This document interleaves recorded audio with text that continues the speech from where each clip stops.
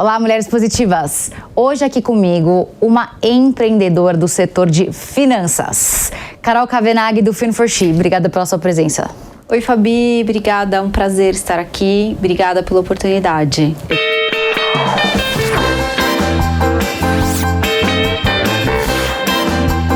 Mulheres positivas. Oferecimento TIM. Surpreenda-se com a melhor qualidade na maior rede móvel líder em 5G. E antes de qualquer coisa, eu quero que você explique o que é o Fin4She, por favor. Fin4She é uma plataforma de impacto social com foco em equidade de gênero para mulheres que têm interesse no mercado financeiro, mas também em se conectar com o tema de independência financeira feminina. E como que ele nasceu? Eu trabalhei muitos anos no mercado financeiro, Fabi, você já conhece bastante da minha história. Na verdade, eu sou formada em Relações Internacionais. Eu tinha muita vontade de trabalhar com impacto desde muito nova. Meu sonho era trabalhar em ONGs internacionais, causas. Eu acho que a gente faz parte de uma geração que tinha que ser alguém na vida. Então, é quase que como trabalhar com isso e falar sobre dinheiro não pudesse se conversar. Então, eu consegui uma oportunidade no mercado financeiro. Falo que eu engatei a primeira e fui, mesmo sabendo que aquele não era exatamente o meu lugar. E o mercado financeiro, ele é um lugar que te traz muitas oportunidades. E eu realmente fui conquistando muitas coisas. E dentro de mim, nunca fui deixando aquele sonho de trabalhar com impacto ou tentar, de fato, encontrar algo que fizesse mais sentido na minha vida. Mas foi depois que eu me tornei mãe que eu me reconectei com esses sonhos. Então, eu sempre gosto de contar isso, que foi através da maternidade que eu comecei a pensar em empreender e como que eu poderia recalcular a rota da minha carreira. 6 anos atrás. Na verdade, depois da gravidez do meu segundo filho, então 4 anos atrás. Eu falo que eu precisei ter 2 filhos para ter toda essa coragem. E, na verdade, essa coragem, ela veio muito de uma vontade de fazer algo diferente, porque eu queria fazer algo diferente na minha carreira, no mercado financeiro, e não sabia muito bem por onde começar.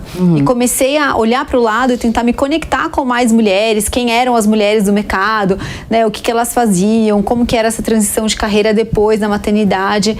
E eu sempre falo que eu precisei ter 2 filhos para entender que era um mercado extremamente masculino, porque nós também fazemos parte de uma geração que esse era o mercado que era comum, era um mercado extremamente masculino. A gente faz parte de uma época que não se questionava muito, a gente simplesmente tinha que ter algum lugar ali, né, conseguir uma oportunidade. Então, depois desse período, eu comecei a pesquisar muito sobre esse assunto de diversidade e equidade e o quanto a independência financeira das mulheres também era importante nesse processo de protagonismo, de ter uma voz. Eu sempre trabalhei com investimentos, então também estava fácil pensar um pouco sobre isso. E eu criei a Fin4She muito nessa vontade de começar um diálogo e trazer um pouco dessa voz feminina nesse mercado que é tão majoritariamente masculino. Hoje, se a gente falar em números, as mulheres elas representam mais que 50% da força de trabalho, mas no mercado financeiro, entre liderança, a gente está falando algo entre 10% a 20% somente de mulheres na liderança. Esse número ele varia muito, porque também o que é liderança é muito diferente dependendo de cada lugar. Mas existem alguns relatos que dizem que somente 10% da liderança no mercado financeiro são mulheres. Meu Deus. Sim. E aí? E assim, a Fin4She, ela nasceu muito de uma escuta. Então, quando eu comecei esse projeto, eu criei um evento que chama Women in Finance. Esse evento, ele existe até hoje. Eu esperava, assim, 80 mulheres. Eu falei, deixa eu criar algo aqui para ter uma conversa, ver o que acontece. E 800 mulheres se inscreveram para participar lá em 2019. Então, esse evento, ele deu início a toda a Fin4She. As empresas começaram a me procurar. Poxa, Carol, será que a gente não consegue fazer alguma coisa com essas 800 mulheres? E as mulheres também.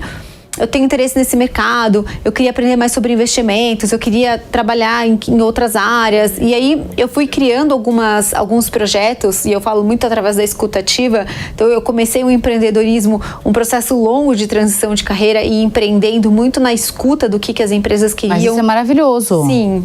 Você vai criando os produtos sob demanda, né? Sob demanda. Melhor impossível. Foi. Eu acho que, assim, a gente, no meu caso, né, eu falo que eu sempre preenchi todas as caixinhas do que falam que, né, dos estereótipos, né, dos perfis das mulheres, obviamente generalizando que nem todas são iguais.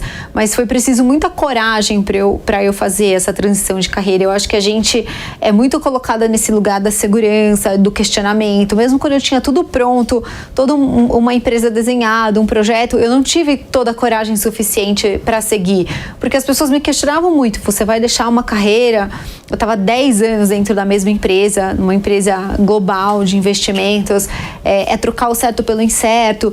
Eu acho que a gente tem um pouco dessa cobrança da dificuldade da gente investir nos nossos sonhos, né? Da gente dá um medinho, né? Normal. Muito. 2 filhos.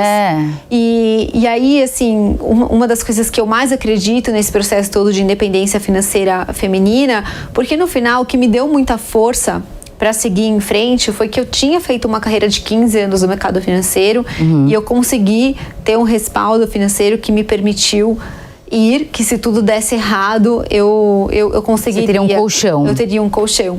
Eu acho que se não fosse a segurança financeira que eu tinha naquele momento, eu não teria, talvez, feito toda essa transição da forma que eu fiz, teria me jogado, né, de cabeça. E hoje uma das coisas que eu mais defendo através da FinForShe é que as mulheres busquem essa independência financeira, porque eu não acredito nesse ciclo de empoderamento, protagonismo feminino, tudo que a gente fala sobre equidade, sobre o direito das mulheres, enquanto as mulheres não forem financeiramente iguais aos homens. Tem poder sem recurso financeiro. Exatamente, a gente precisa falar sobre isso, a gente precisa falar como que as mulheres falam sobre dinheiro, lidam com o dinheiro.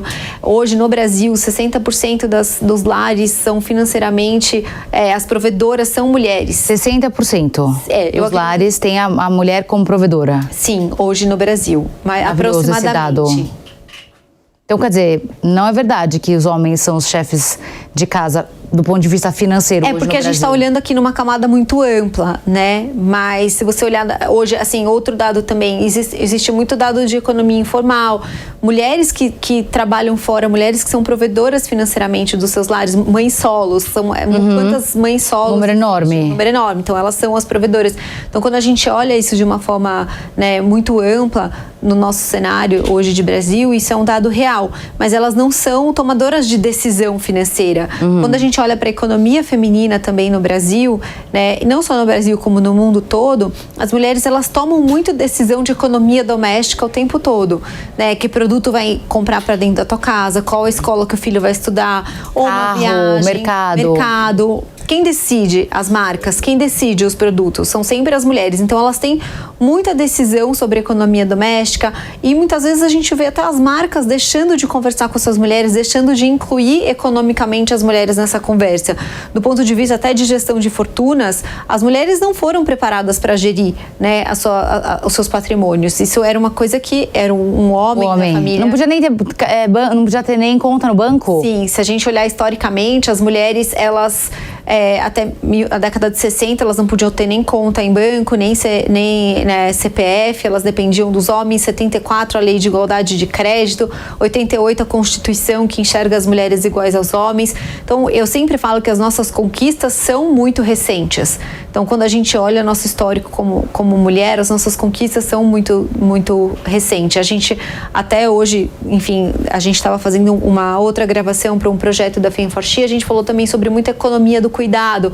Nós mulheres, a gente está sempre ali, né, como que a gente pode ser provedora dessa economia de cuidado, enquanto os homens, eles são provedores né, da riqueza, de fortuna. Então a gente tem que desmistificar muitas camadas e muitas coisas e também entender que falar sobre dinheiro é bom, falar sobre dinheiro é importante, é relevante, né? Não que a gente escuta muito que, eu não gosto, eu não entendo, esse assunto não é para mim.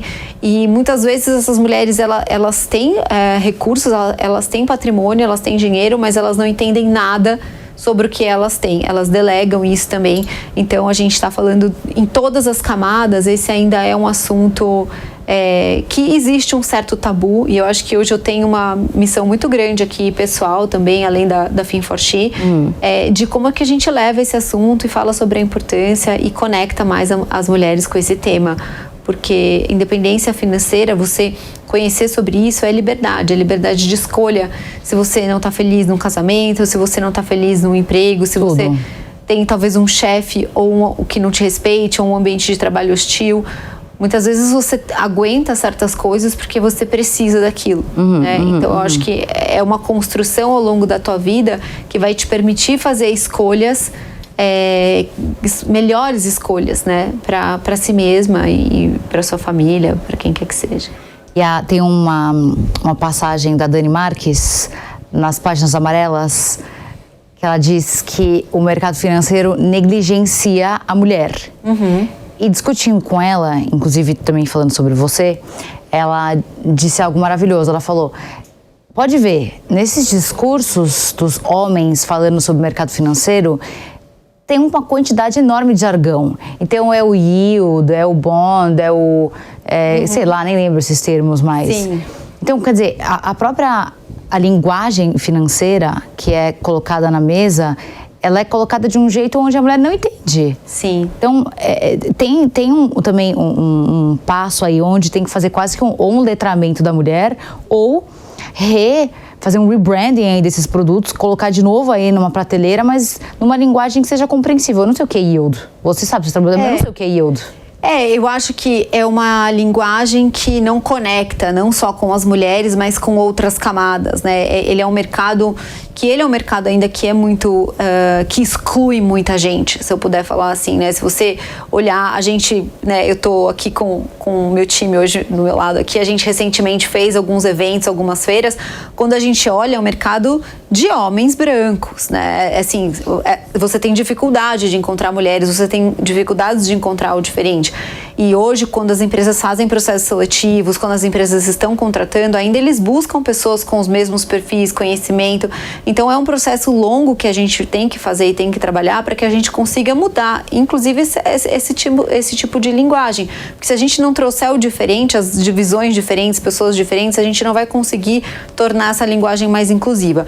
Mas eu também acredito que tem muitas instituições, empresas que hoje já estão trabalhando um lugar mais inclusivo, disruptivo, principalmente porque tem outra pesquisa que fala que mais de 80% dos jovens, eles não querem mais trabalhar em instituições que não sejam, né, diversas, que não olhem para essa pauta, né, de forma disruptiva. Eles não querem mais aquele ambiente, né? Para as gerações mais novas, isso não é nem mais uma pauta, isso é uma conversa que eles acham até meio surreal a gente ter que falar sobre isso. Então eu também acredito muito nesse processo de transformação que é necessária.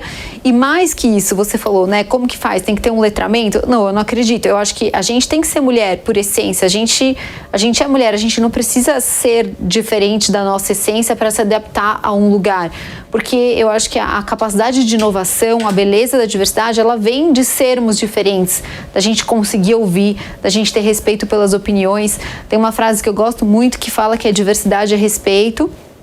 Respeito é confiança e confiança é resultado. Porque a partir do momento que você respeita, você tem confiança, e quando você tem confiança, você gera resultado. Então a gente tem que pensar sempre muito sobre isso, como que a gente permite que as pessoas sejam quem elas são, criando uma cultura de pertencimento, e não que todo mundo seja igual a gente, né? Que todo mundo se vista igual que a gente gostaria, para se enquadrar dentro de um padrão e de um modelo ali que era um modelo que as pessoas acreditavam ser o correto, né? Mulheres positivas. Música é conexão. E com a líder no 5G, ela faz feat com infinitas possibilidades. Faz a gente compartilhar todos os momentos. Conecta todo mundo ao mesmo tempo e cria experiências únicas. Com 5G da TIM, a música não para. TIM, imagine as possibilidades. Mulheres positivas. Conversando com as minhas amigas, eu vejo que muitas delas começaram a investir há pouco tempo. Sim. Seja porque não sabiam, seja porque também não tinham dinheiro, começaram a ganhar dinheiro um pouquinho mais velhas. Como é que funciona isso, você que vive isso no seu dia a dia? Sim. A gente teve um aumento muito grande do número de investidoras, principalmente, eu acredito muito num movimento que aconteceu durante a pandemia e pós-pandemia. A gente teve aí uma necessidade de digitalização. Além da digitalização, acesso à informação e conteúdo, eu acho que isso foi um processo muito importante. Então, quando a gente tem muito conteúdo gratuito, tem muito acesso. A gente teve um aumento de representatividade. Quantos novos influenciadores digitais de finanças hoje disponíveis, as pessoas seguirem, se inspirarem, falarem sobre isso. Então, mulheres falando sobre dinheiro né, nas redes, no mercado digital. Então, acho que isso conectou muito e acho que a necessidade também de novos hábitos e de buscar renda. Antes, a gente tinha uma cultura talvez da poupança, de colocar lá na renda fixa e tá tudo bem, mas durante a pandemia a gente teve que estudar um pouco mais, entender um pouco mais para melhorar os nossos objetivos, os nossos ganhos. Então, tudo isso acho que gerou uma necessidade também das mulheres, né, de estudarem, aprenderem. As mulheres, elas são excelentes investidoras, então existe a gente precisa desmistificar isso, que isso não é assunto de mulher, pelo contrário, aqui na Finforte a gente sempre usa, né, invista como uma mulher. As mulheres, elas são excelentes ouvintes quando elas vão investir. O que significa isso? Que toda a parte de assessoria, a carteira, ela é muito bem trabalhada com as mulheres, porque elas escutam muito os profissionais. Os homens, eles escutam, mas eles acabam sempre tendo, não, eu vou fazer isso porque eu estudei, eles têm uma opinião mais própria. E lembrando, gente, que aqui eu tô falando de uma forma generalizada, são alguns estudos de finanças comportamentais, mas ele não significa que todo homem é assim, toda mulher é assim, né? A gente tá falando aqui de estudos. As mulheres, elas tomam risco de forma também diferente, elas são mais cautelosas, isso também tem um histórico, né, de estudos de comportamento. Historicamente, a gente não foi criada para tomar risco, se você pensar, né, os homens eram, pega a bicicleta, vai, pula, o que é isso? Você tem que ir. E as mulheres sempre foram criadas mais para ficar em casa, né, para se preservar, não vai se machucar, não vai se sujar. Isso a gente está falando de muitos anos atrás, né, das nossas gerações antigas. A gente já cria nossos filhos diferentes, você é mãe de menino, eu também, mas a gente tem amigas que têm filhas meninas e elas não criam as filhas em superproteção. Acho que a gente vem mudando tudo isso. E aí eu falo que os homens também não podiam sentir emoção e hoje a gente espera que os homens saibam lidar com emoção, né, no mercado de trabalho ou onde quer que seja, que as mulheres sejam tomadoras de risco. Então a gente está tentando se adaptar como sociedade. E as mulheres, elas estudam muito antes de tomar risco. Então eu sempre conto uma história. Eu até tenho um slide sobre isso, né, numa das apresentações que a gente tem na Finforte, que é uma piscina, que é a mulher e o homem tomando risco de investimento. Quando ele tem que atravessar a piscina, o homem se joga, ele não sabe se a água tá fria, ele só tem o objetivo de chegar, ele se afoga, mas ele vai e atravessa. A mulher, ela vai estudar, ela vai ver qual a temperatura da água, se a água é funda, quantos metros tem. Depois que ela entende, ela atravessa. E no investimento é um pouco assim também. A mulher, ela gosta de entender melhor para saber, para depois ela ir lá investir. Não só porque alguém falou, pula na piscina que ela vai. Mesmo porque muitas vezes essas pessoas que trabalham nos bancos e oferecem investimentos estão mais pensando no bônus deles do que na rentabilidade do cliente, né? Eu prefiro acreditar que nem todos os profissionais sejam assim, mas eu acho que existem muitos profissionais bons hoje em dia e eu acho que também funciona a gente ter indicação de pessoas. Então, as mulheres também precisam conversar mais, assim, isso umas com as outras, né? Quantas vezes talvez você sentou numa roda com as suas amigas e falou, como que você investe? Quem te ajuda? Tem alguém, você usa qual banco? Você usa uma corretora? Você faz tudo ali? A gente tem, mas a gente fala sobre tudo, menos sobre esse assunto, né? Eu tô com uma dúvida, não sei se a minha carteira tá rendendo legal, eu queria saber qual que é a sua opinião sobre esse produto aqui que me indicaram. E os homens falam muito sobre isso, não sei se você já observou nas rodas, assim, é um assunto natural para eles trazerem essa pauta. Então, acho que, eu acho, né, eu tenho certeza que é muito importante também que a gente troque, porque profissionais bons e de confiança existem, né? E eu acho que a gente precisa, como mulher, encontrar essas pessoas. Muitas vezes as mulheres chegam, poxa, Carol, talvez profissionais bons, eu preciso ter muito dinheiro para acessar.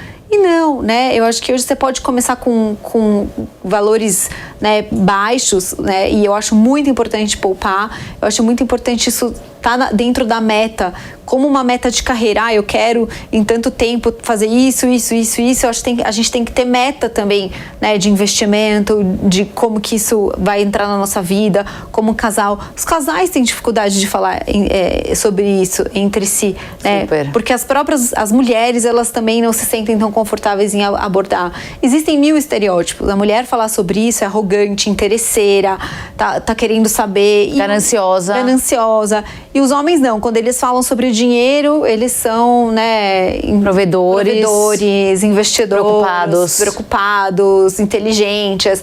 Então, acho que a gente também tem que desmistificar e trazer essa pauta para nossa vida, porque isso é muito importante como mulher, né? Isso faz parte do nosso processo de ter voz, ter independência e seguir aí os modelos, as escolhas que a gente quiser. Você falou sobre esse tema dos casamentos às vezes serem abalados por dinheiro. Daí me disseram que a crise dos 7 anos das mulheres, dos casamentos, acontecia porque de 7 em 7 anos os eletrodomésticos quebravam e deram um momento de estresse entre os casais porque eles iam ter que se descapitalizar para comprar os eletrodomésticos. Não sei se você ouviu isso, não, se você compartilha. Nunca tinha ouvido essa. Mas não faz sentido? Eu acho que assim, esse assunto é sempre um tabu, né? Os casais que conseguem conversar sobre isso e ter uma vida saudável financeira, eu acho que isso impacta muito na saúde do casamento. Mental, do casal.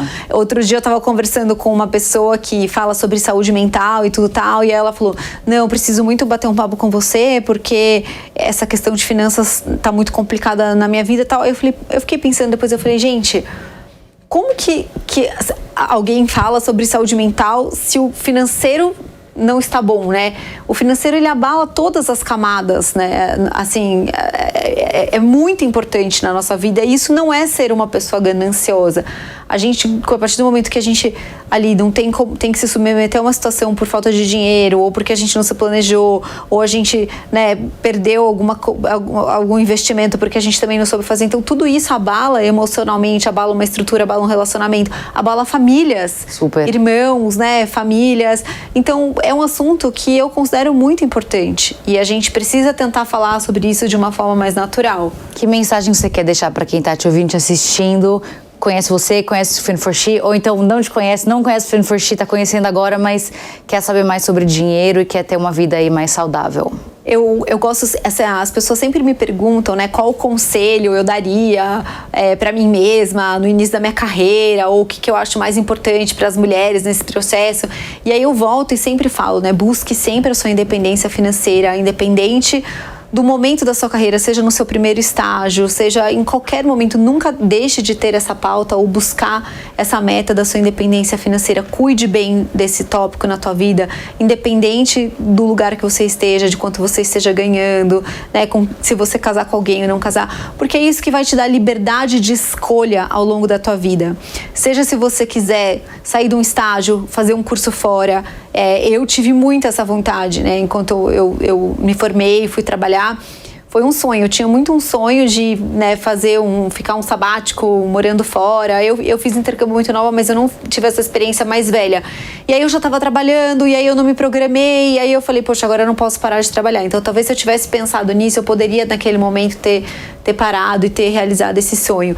E também alguns momentos que não estava legal no trabalho e que eu aguentei situações que hoje, se eu tivesse também me programado financeiramente, eu teria falado, olha, isso aqui, muito obrigada, mas não, né? Eu acho que a gente aguenta muitas coisas ao longo da nossa vida por conta desse medo. A gente tem um projeto de mentoria, Fin for She, a gente traz essa pauta, né, financeira, da independência financeira. E aí a gente faz uma pergunta para as mulheres, se elas estariam no lugar que elas estão agora se o dinheiro não fosse uma questão. Olha. E muitas choram, inclusive as meninas estão aqui, elas podem, né, até me comprovar aqui o que eu estou falando, mas muitas choram porque muitas estão ali, não talvez por uma escolha, mas porque precisam financeiramente daquilo e é uma realidade.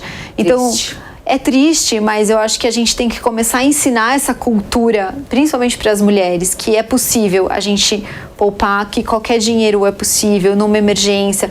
é necessário. Então, acho que esse é o maior conselho que eu dou e que eu gosto muito de falar para as mulheres, que pensem sobre isso, que levem isso para dentro da vida de vocês, que todo mês, que entendam, que façam planejamento, que pensem no orçamento, que saibam falar não, né, pensando de uma forma muito consciente, não para a família, não para os filhos. Muitas vezes a gente está muito nessa coisa de agradar, de fazer, a gente vai muito além do que a gente pode. Então, acho que é muito importante a gente priorizar a nossa saúde financeira. Carol, a gente tem pouco tempo, mas me comentaram comigo que 60% das mulheres hoje estão casadas sem querer estarem casadas com o marido que elas têm por uma questão financeira. Você acha que esses números fazem sentido ou não? Eu acho que, eu não conheço esses números, mas eu acho que pode sim fazer sentido, principalmente pelo que eu acabei de te falar, que é essa questão do quanto isso impede a gente de fazer escolhas, né, na nossa vida. Então, talvez, se elas tivessem trabalhado a independência financeira delas, né, ao longo da vida, talvez elas tivessem escolhas diferentes nesse momento.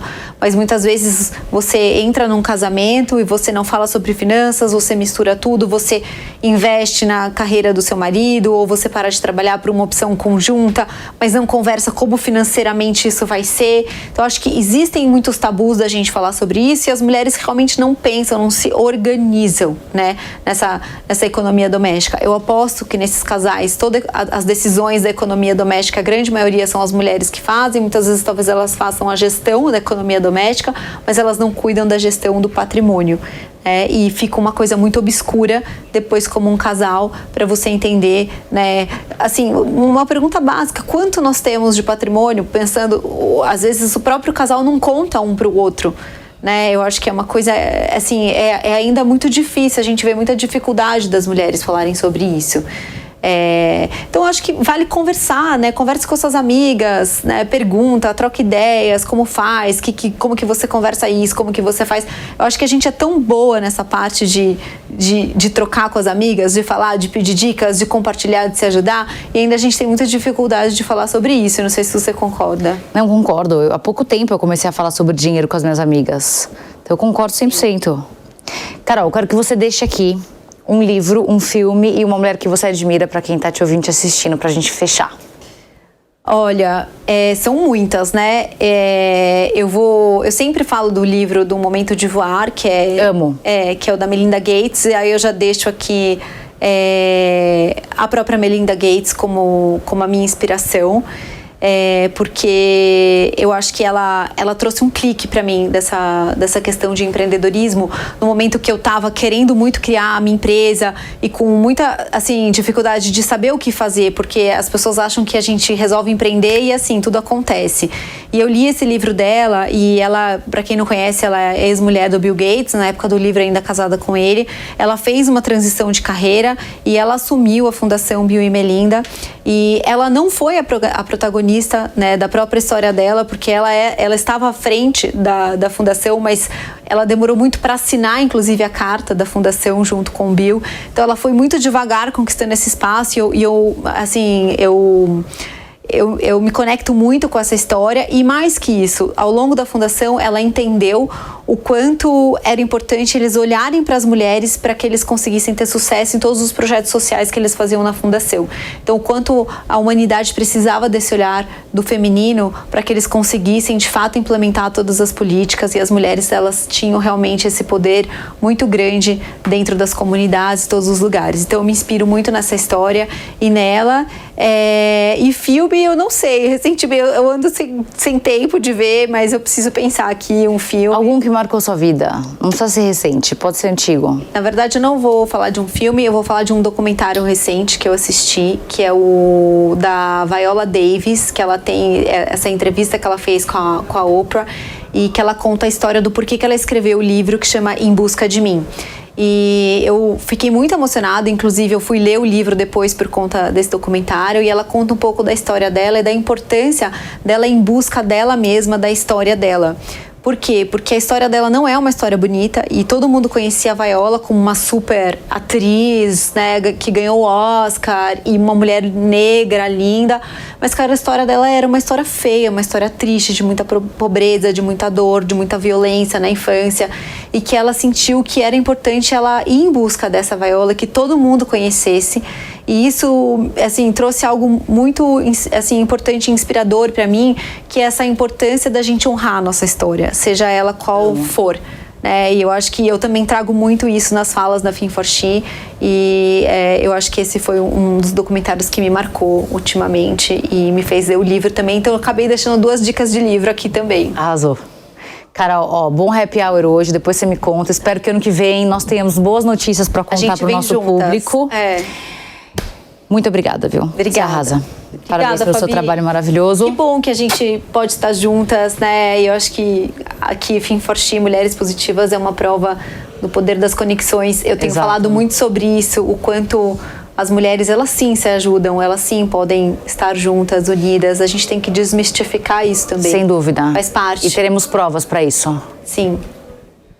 E não se esqueça que a entrevista completa com a Carol fica disponível gratuitamente no aplicativo Panflix para você ver e rever a hora que você quiser. Se você ainda não baixou, corre já para sua loja de aplicativos e faça o download.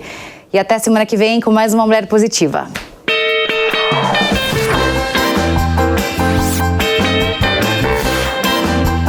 Mulheres Positivas. Oferecimento TIM. Surpreenda-se com a melhor qualidade na maior rede móvel líder em 5G. Realização Jovem Pan News.